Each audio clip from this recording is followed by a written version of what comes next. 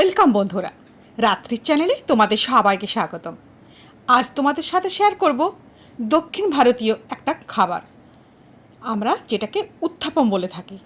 এটা একটা খুব ভালো ব্রেকফাস্ট বা ডিনারও হতে পারে। তোমরা দেখে নাও আমি কিভাবে বানাচ্ছি, খুব সহজ পদ্ধতিতে।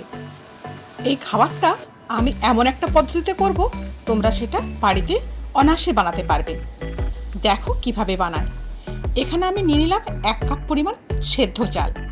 চালটাকে 8 ঘন্টা ধরে জলে ভিজিয়ে রেখে দেবো। তারপরে একটা মিক্সার গ্রাইন্ডারে ওই চালটাকে আমি খুব মিহি করে একটা পেস্ট তৈরি করে নেব। এই পরিমাপটা তোমরা দেখে নাও, ভিডিওটা একদম স্কিপ করো না, তাহলে বানাতে পারবে না। চালগুলোকে আমি খুব ভালোভাবে মিক্সার গ্রাইন্ডারে মিহি করে পেস্ট করে নিলাম। এবারে ওই চালটাকে অর্থাৎ চালের বাটাটাকে একটা বাটিতে ঢেলে নিচ্ছি। এই বাটিতে আমি দিয়ে দেবো পরিমাণ মতো সুজি, অর্থাৎ 1 কাপ চালের সাথে তোমাকে দিতে হবে 1/2 কাপ পরিমাণ সুজি। এবারে এই চালের ব্যাটারের সাথে সুজিটাকে খুব ভালোভাবে মিশিয়ে নেব। মিশিয়ে নিয়ে আমি প্রায় 1 ঘন্টা ধরে ভিজিয়ে রেখে দেবো। এর সাথে অবশ্যই পরিমাণ মতো কী কী জিনিস দিই সেটাও তোমরা দেখে নাও। মিক্সির বাটি ধোয়া জলটাও এর সাথে অ্যাড করে দিলাম। ব্যাটারটা কিন্তু খুব পাতলা হবে না, আবার খুব মোটাও হবে না। দেখে নাও ব্যাটারটা কতটা থিকনেস হবে। চাপা দিয়ে দিলাম। এইদিকে অন্যান্য উপকরণগুলো জোগাড় করে নিচ্ছি। এখানে আমি একটা গোটা সবুজ ক্যাপসিকাম, একটা লাল ক্যাপসিকাম, একটা বড় সাইজের টমেটো আর একটা গোটা পেঁয়াজ এভাবে কেটে নিচ্ছি। পেঁয়াজটা দেখেছো, যেমন চিলি চিকেনের আমরা পেঁয়াজ কাটি, এভাবে ছাড়িয়ে ছাড়িয়ে কেটে নিলাম। কিছুটা কারি পাতাও নিয়ে নিয়েছি, 8-10টা কাঁচা লঙ্কাও কুচি করে নিয়েছি। এবারে কারি পাতাটা ছাড়িয়ে নেব। এই দক্ষিণ ভারতীয় খাবারে কারি পাতা আর কালো সর্ষে অবশ্যই মাস্ট, তবে কিন্তু ঠিকঠাক ফ্লেভার আসবে। কড়াইয়ে সাদা তেল গরম করে দিয়ে দিলাম কালো সর্ষে। কালো সর্ষেটা অল্প কয়েক সেকেন্ড রেখেই দিয়ে দিচ্ছি কারি পাতা। এবারে গ্যাসের ফ্লেমটা অফ করে দিচ্ছি। এবারে এই ভাজা মশলাটাকে আমি ওই ব্যাটারটার সাথে মিশিয়ে দেবো। বন্ধুরা, যারা আমার চ্যানেলটাকে সাবস্ক্রাইব করোনি তারা প্লিজ সাবস্ক্রাইব করে নাও, আর পাশে থাকা বেল আইকনটা অবশ্যই প্রেস করে রেখো। যখন কোনো নতুন ভিডিও আমি আপলোড করব তখন তোমাদের কাছে প্রথম নোটিফিকেশন পৌঁছে যাবে। আমি এবার মিশিয়ে দিলাম কাঁচা লঙ্কার কুচিগুলোকে। নুন আর কাঁচা লঙ্কার কুচি দিয়ে খুব ভালোভাবে আমি এটা ফেটিয়ে নিচ্ছি।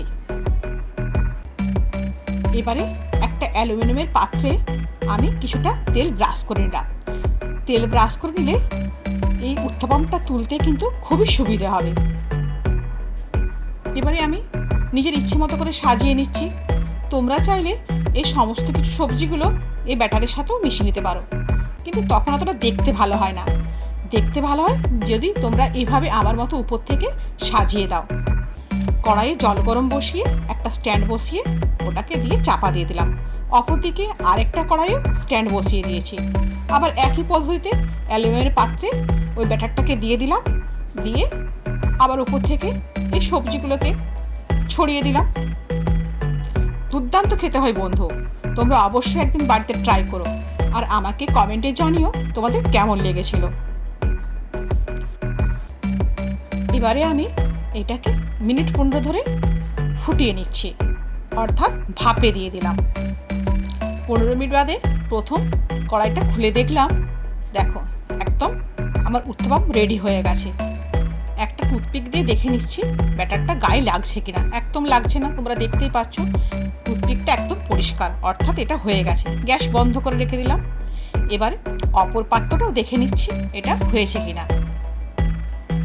একই পদ্ধতিতে আবার টুথপিক দিয়ে এটাও দেখে নিচ্ছে। মিনিট 15 এভাবে ভাপে রাখলে কিন্তু এটা পুরোপুরি সেদ্ধ হয়ে যায়। এবার এটা নামিয়ে ঠান্ডা করে সার্ভ করে দেবো। তোমরা চাইলে সম্বর তৈরি করেও দিতে পারো, নারকেলের চাটনি দিয়ে খেতে পারো, অথবা সস দিয়ে খেতে পারো, কিংবা গরম গরম মাংসের ঝোল দিয়েও খেতে পারো। যেহেতু পাত্রে তেল ব্রাশ করা আছে তাই খুব সহজে কিন্তু এটা ওপর থেকে উঠে আসবে। খুব সহজেই আমি থালা থেকে এটা ছাড়িয়ে নিতে পারছি। তোমরাও কিন্তু একটু তেল ব্রাশ করে কিন্তু এগুলো করবে, তাহলে দেখবে সহজেই থালা থেকে উঠে আসবে। কি সুন্দর লাগছে না বন্ধু? দুর্দান্ত লাগছে, কিন্তু আমার তো খুব ভালো লাগছে, আশা করছি তোমাদেরও ভালো লাগবে। বন্ধুরা, যদি ভিডিওটার কোনো একটা অংশ তোমাদের ভালো লাগে, অবশ্যই আমার চ্যানেলটাকে সাবস্ক্রাইব করে আমার পাশে থাকবে। আমার চ্যানেলে যদি কোনো নতুন দর্শক বন্ধু এসে থাকো, তারাও কিন্তু আমার চ্যানেলটাকে সাবস্ক্রাইব করে আমার পাশে থেকো, আমাকে সাপোর্ট করো। এবারে উত্তপমটাকে আমি সাইজ করে নিজের ইচ্ছে মতো কেটে নিচ্ছি, আর একটা পাত্রে সাজিয়ে পরিবেশন করে দেবো। এই খাবারটা আমরা প্রায় 4 জন মিলে খেতে পারি। বন্ধুরা, আজ তাহলে এই পর্যন্তই। দেখা হচ্ছে অন্য কোনো রেসিপির সাথে। ততদিন সবাই ভালো থাকবে আর সুস্থ থাকবে। হ্যাঁ, আমাকে কিন্তু মনে রেখো, আমাকে সাপোর্ট করো আর আমার পাশে থেকো। ধন্যবাদ।